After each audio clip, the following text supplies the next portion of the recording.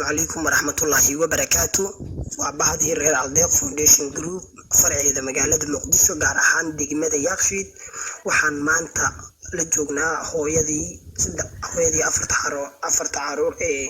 أكون تهيستي هو يدا سوى عن مانتو وطنا ديق العجيت سوى أهله $100 وإنه سوى كيشي قدوميها الديق فونديشن جروب سمفل عبد الشكور أسكر deeqdaasi oo ka timaaday walaalaha muxsinaadka ah ee ka tirsan Aldeeq Foundation Group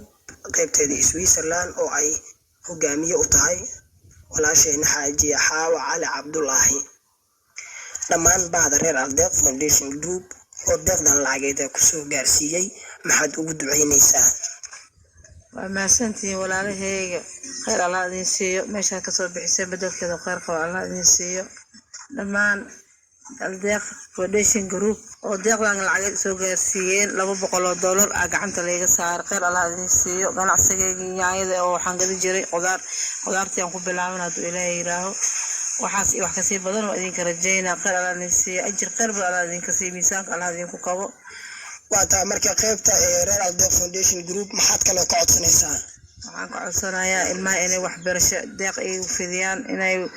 wax ka badan ay soo gaarsiiyaan